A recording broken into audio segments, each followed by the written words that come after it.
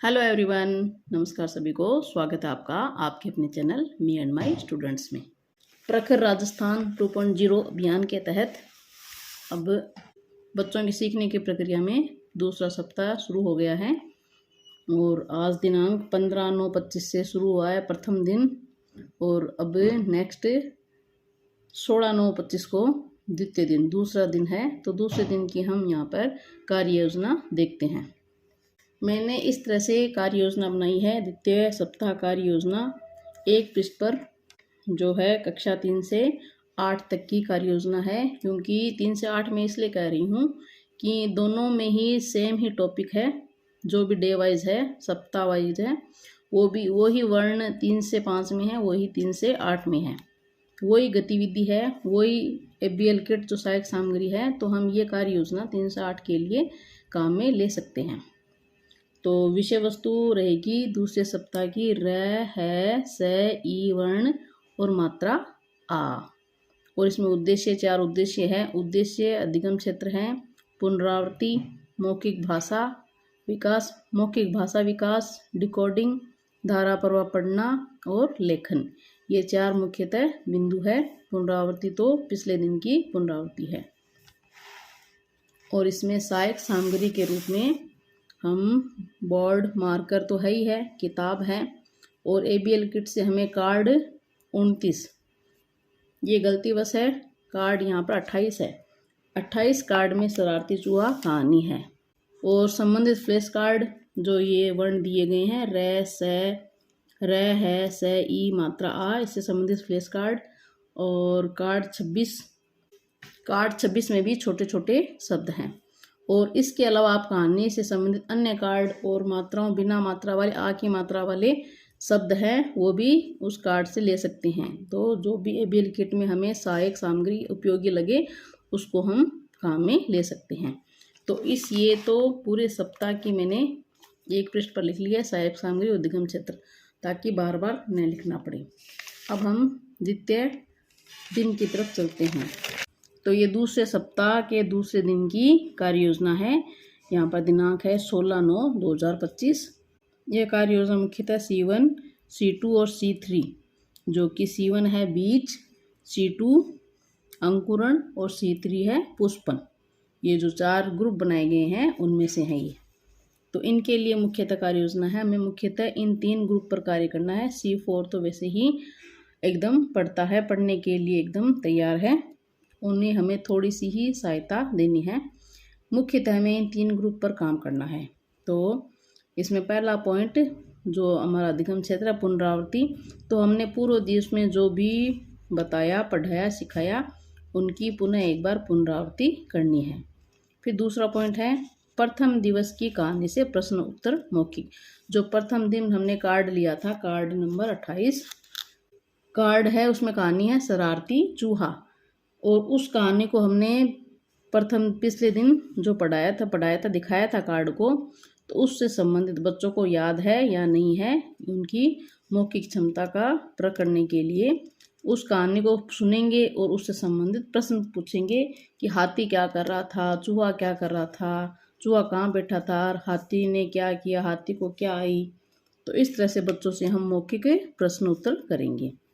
फिर तीसरा पॉइंट है उसी कहानी को कल्पना के आधार पर बच्चों से नया मोड़ देना। अब जो कहानी बच्चों ने पहले दिन सुनी थी, जिस पर हमने कार्य किया था, बच्चों से हम कहेंगे कि अगर कहानी में ऐसा नहीं होता तो क्या होता, और अगर ऐसा हो जाता तो क्या होता।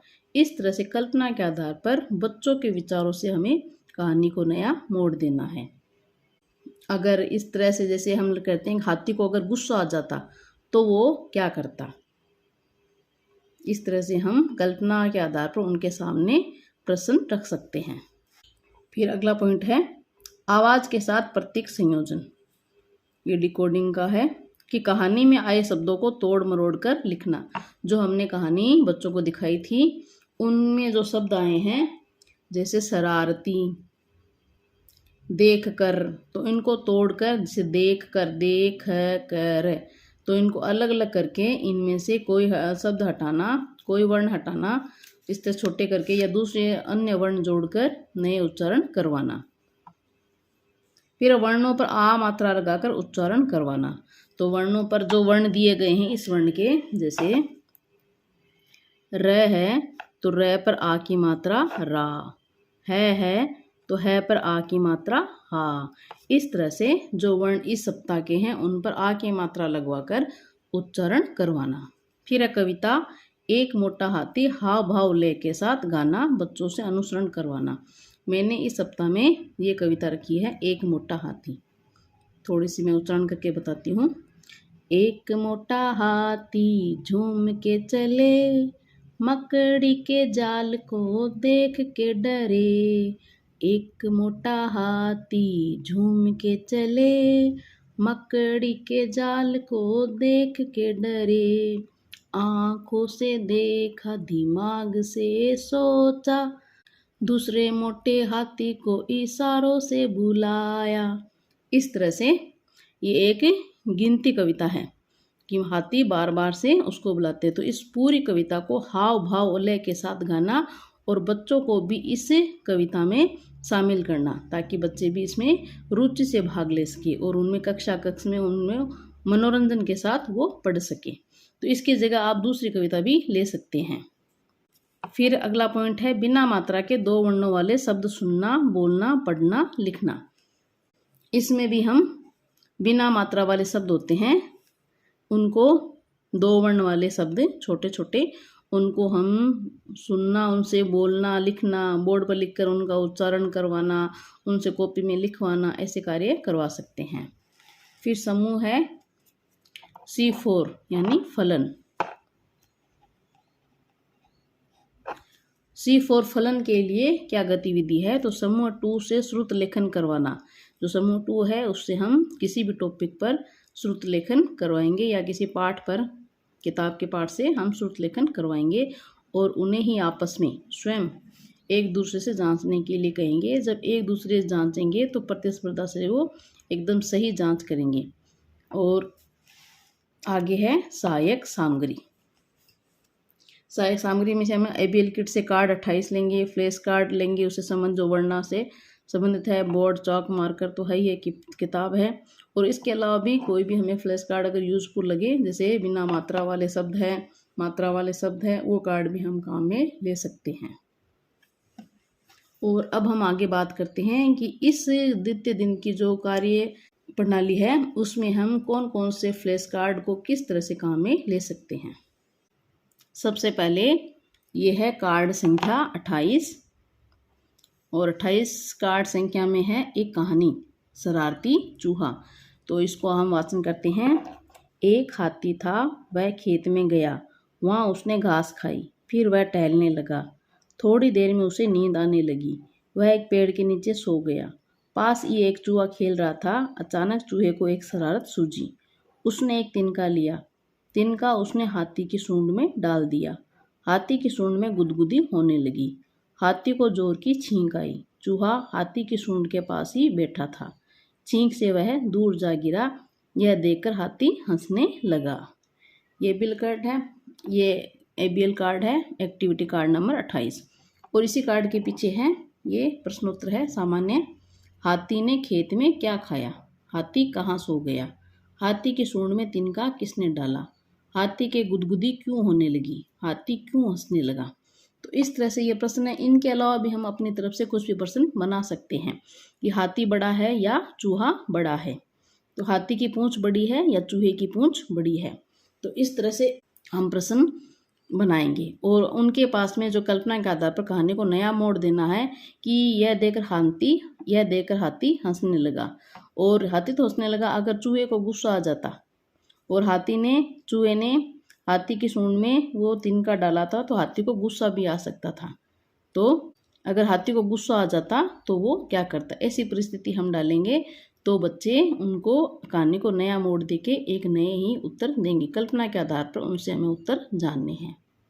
इनके अलावा जैसे हमने गतिविधि करवाई थी बिना मात्रा के दो वर्ण वाले शब्दों का उच्चारण, तो जैसे ये है कार्ड, ये कैलेंडर है, इसमें से कल, तब, डर, जब, गब, कब, पल, इस तरह से ये बिना मात्रा के दो वर्ण वाले शब्द हैं, इनका उच्चारण करवाएंगे।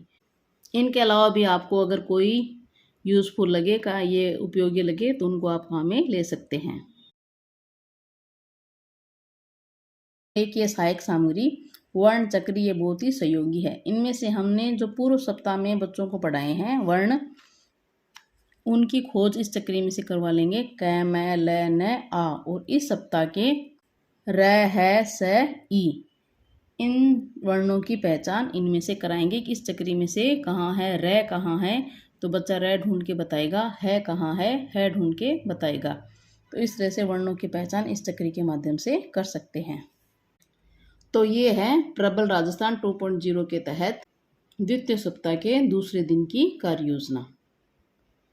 और मैंने अपनी तरफ से सारे उद्देश्य या अधिगम क्षेत्र है उनको इनमें शामिल करने का पूरा प्रयास किया है।